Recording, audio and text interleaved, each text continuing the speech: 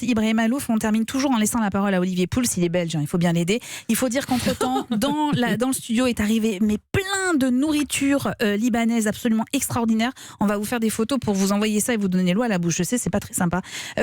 Olivier, hier, on parlait du sel comme exhausteur de goût, en l'occurrence, non ? Vous nous avez expliqué pourquoi. Et vous vouliez revenir sur cette histoire de goût. Oui, et notamment cette fameuse théorie qu'on nous a appris, y compris à l'école, qui aurait 4 saveurs qui détermineraient notre goût, l'amer, l'acide, le sucré et le salé, et notamment des capteurs sur la langue situés à différents endroits, et que voilà, ce serait de cette manière-là qu'on dégusterait les choses. Alors, je me suis intéressé au sujet, et j'ai découvert...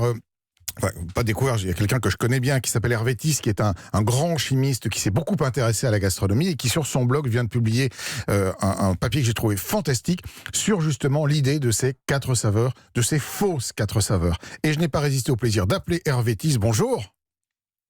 Bonjour Hervé Thies, bonjour, merci d'être avec nous. Et voilà, vous enfoncez une porte ouverte et vous avez raison parce qu'il faut en finir avec cette théorie. Non, il n'y a pas 4 saveurs dans notre façon de déguster les choses. Oui, le plus simple, c'est quand même de faire une expérience. Et une expérience, elle peut se faire en cuisine. Alors, si vous avez du bicarbonate, vous savez, vous en prenez un tout petit peu, vous le goûtez. Il n'est pas salé, pas sucré, pas acide, pas amer, donc ça fait une 5e. Si vous avez plus de l'âge légal, vous prenez une cuillerée de vodka. La vodka, c'est de l'éthanol et de l'eau. Donc l'eau n'a pas de saveur. L'éthanol en a, et vous allez goûter ça. Pincez-vous le nez, parce que si on se pince pas le nez, en plus, on a l'odeur en plus de la saveur. Mais si vous pincez le nez, vous mettez une cuillerée de vodka dans la bouche, vous allez voir, c'est pas salé, pas sucré, pas acide, pas amer, pas bicarbonate, ça en fait une 6e. Et puis si vous prenez de la réglisse, vous en aurez une 7e, et puis etc., etc., etc.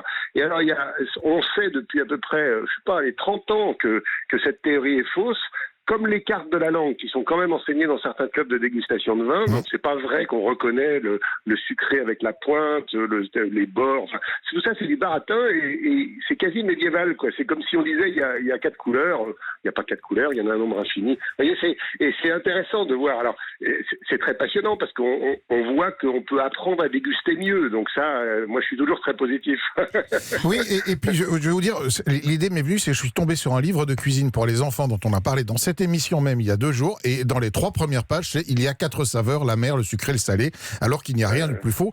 Vous avez raison, il faut une fois encore expliquer aux gens que ce n'est pas exact. Et je vous remercie pour tout le travail que vous faites, que ce soit autour du goût, là, mais autour de la manière dont la cuisine doit être comprise d'une manière scientifique. C'est-à-dire qu'on fait beaucoup de choses de manière automatique parce qu'on l'a appris, on reproduit des choses qui scientifiquement n'ont aucun sens. Oui, alors ça va me donner l'occasion de dénoncer certains médias pourris qui disent que je suis le faux nez de l'industrie chimique, ce qui n'est pas vrai parce que je roule pour personne. Moi, je roule pour la connaissance et la vérité. Je suis agent de l'État, je travaille à l'INRA. L'INRA, c'est une institution merveilleuse au service des citoyens. Donc la gastronomie moléculaire, c'est pas de la cuisine élaborée pour riches, etc. C'est l'étude scientifique de la cuisine. Dans nos séminaires, qui sont publics et gratuits depuis 20 ans, tous les 3e lundis du mois, on se réunit, on prend un dicton culinaire et puis on le teste expérimentalement avec des cuisiniers professionnels, etc. Venez, c'est passionnant. Alors, on voit des trucs marrants. Par exemple, on a fait gonfler des soufflets sans battre les blancs en neige. Eh oui. Ou bien on a, alors sur les artichauts, par exemple, on vous dit les artichauts, faut toujours arracher la queue, jamais la couper, sinon ça devient amer. On a fait de la manip, ça devient pas amer.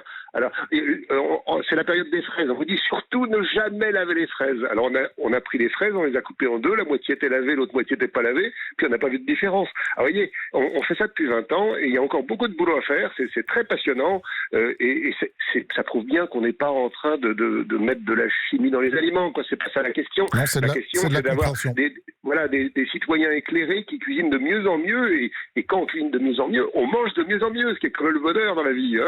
Oui, et merci pour votre sourire aussi, pour les explications et pour votre sourire, Henri Thies.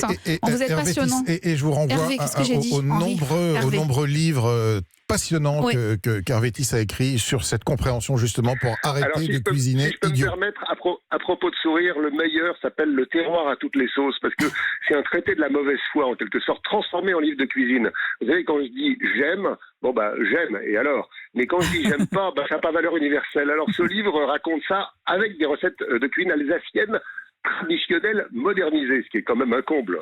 Merci beaucoup Hervétis. On était très heureux de vous entendre ce matin. On va remercier le restaurant El Ajami qui nous a amené toute cette nourriture qui est dans le studio et qui nous donne très envie de déguster, ce qu'on va faire avec tous les gens de la rédaction.